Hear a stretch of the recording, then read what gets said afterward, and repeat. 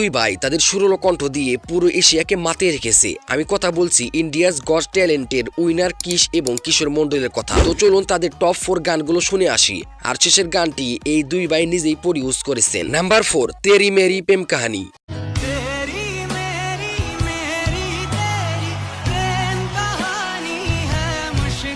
Number 3 আওরা আঙ্গারা।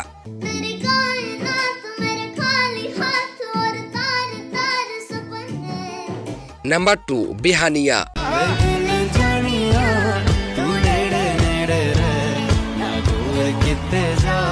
Number 1 এ রয়েছে দিল লাগানা মানা থা।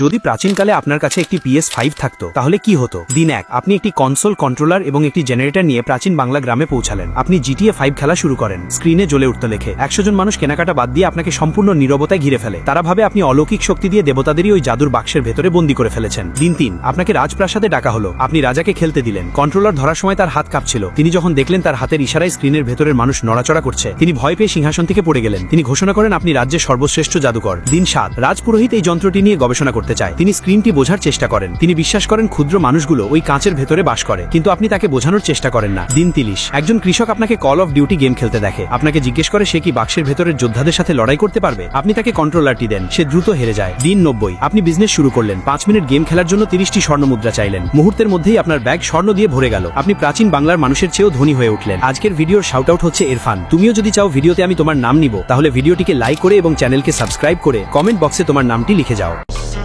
আমি যদি খালি এবার এমপি হই, 3 বেলা তোরা খেলে আড্ডি খাও। সকালে আড্ডি, দুপুরে আড্ডি, বিকালে আড্ডি। এলাকায় যখন গরুর আড্ডি শেষ হয়ে যাবো গা, তখন আমি মানুষ মাইরা মানুষের আড্ডিও তোরই খাও। আরে ওর থেকে দূরে থাক, খুব ভয়ঙ্কর হই। যদি কামড় টামড় দেওয়া যায় পরে কিন্তু বড় সড়ো অসুখ হতে পারে। আমি একটা জনপ্রতিনিধি, আমি একটা চেয়ারম্যান, ভবিষ্যতে আমি এমপি হবো। খালি এলাকার মানুষের দিকেই লক্ষ্য রাখলে হইব না, আমার একটু পশু পাখির দিকেও লক্ষ্য রাখতে হইব। তাই এই সব বিষয়ে আমার সাবধান করতে হইব না। আমি তো তোরা সাবধান করতেছি না, আমি তো কুত্তারে সাবধান করতেছি। ধুর, এখানে আর একা একা ভালো লাগছে না। আমার বন্ধুদের কথা খুব মনে পড়ছে। রোজার আগের দিনগুলো অনেক ভালো ছিল। বন্ধু, আমি চলে যাচ্ছি। মন ধরলে কয়েকটা রোজা রাখবা, আর নামাজ না পড়লেও হবে। আর সারাদিন রোজা রেখে ক্ষুধা লাগবে। ক্ষুধা লাগলে মাঝে মাঝে বিড়ি খাস। বিড়ি খেলে রোজা ভাঙবে না। আচ্ছা বন্ধু, বেশি করে বিড়ি খাবো। তুমি নিশ্চিন্তে ছুটি কাটিয়ে আসো। ব্যাগটা দে। এই নে বিড়ি। আমি এখন যাই। আমার ফ্যান ফলোয়াররা আমাকে বিদায় দেওয়ার জন্য অপেক্ষা করছে। ভালো থাকিস। আচ্ছা, ভালো থাকবেন। দেখি তো আমার বন্ধুটা এখন কি করছে।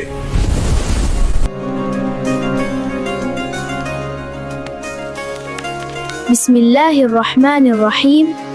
আলহামদুলিল্লাহি রাব্বিল আলামিন। এই হারামি তো আমার থেকেও বড় শয়তান। আমার সাথে বেঈমানি করলো রে।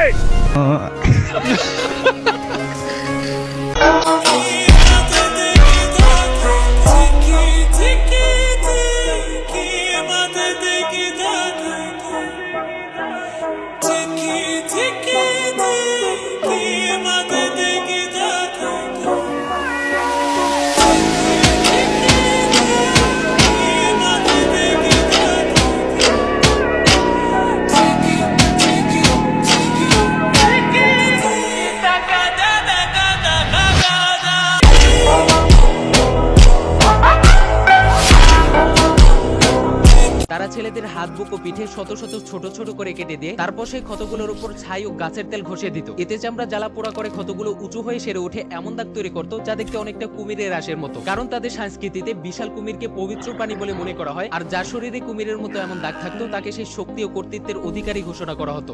চিকি চিকি চিকি মাতে থেকে ডাকি, চিকি চিকি চিকি চিকি।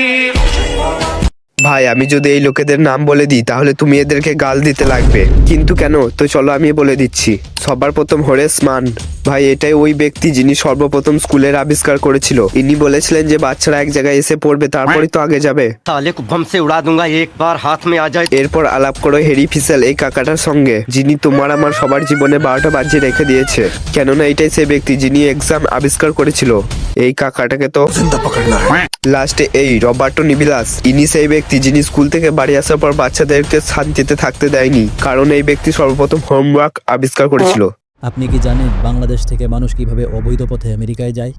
এই পুরো কাজটা চলে এজেন্টদের মাধ্যমে। সবচেয়ে আগে এজেন্ট মানুষকে বিমানে করে বাংলাদেশ থেকে বাইরে পাঠায়। বেশিরভাগ সময় প্রথম গন্তব্য হয় দুবাই, কারণ দুবাইয়ের ট্যুরিস্ট ভিসা সহজে পাওয়া যায় আর দুবাইয়ের এয়ারপোর্টে তেমন করা সন্দেহ করা হয় না। দুবাই পৌঁছানোর পরই এজেন্ট পাসপোর্ট নিজের কাছে রেখে দেয়। সেখান থেকেই পরের ফ্লাইট হয় ব্রাজিলের জন্য। ব্রাজিল পর্যন্ত যাত্রা থাকে লিগাল, কিন্তু ব্রাজিল পৌঁছাতেই লিগাল সফর শেষ। এখান থেকেই শুরু হয় আসল অবৈধ পথ। ব্রাজিল থেকে মানুষকে বাস আর ট্রাকে করে নিয়ে যাওয়া হয় কলম্বিয়ায়। এরপর শুরু হয় সবচেয়ে ভয়ঙ্কর অংশ, ডেরিয়েন গ্যাপ। প্রায় 100 কিলোমিটারের ঘন জঙ্গল। এখানে নেই রাস্তা, নেই কোনো সোজা পথ, শুধু কাদা, জলাভূমি আর ভয়ঙ্কর বন্যপ্রাণী। তারপরও মানুষ এই জঙ্গল কয়েকদিন ধরে হেঁটে পার হয়, অনেকদিন খাবার ছাড়া, পানি ছাড়া। এই কারণেই অনেক মানুষ এখানেই মারা যায়। তবে কেউ কেউ কোনোভাবে এই জঙ্গল পার হতে পারে। এরপর আবার তাদের ট্রাকে করে পাঠানো হয় পানামা হয়ে সামনে, কোস্টারিকা, নিকারাগুয়া, হন্ডুরাস, গুয়াতেমালা হয়ে মেক্সিকোতে। শেষ ধাপে মেক্সিকো থেকে রাতের অন্ধকারে অবৈধভাবে পার করানো হয় আমেরিকার বর্ডার। কিংজং, তুমি কোন দেশকে সব থেকে বেশি ভয় পাও? আমি বাংলাদেশকে বেশি ভয় পাই। কেন তুমি বাংলাদেশকে এত ভয় পাও?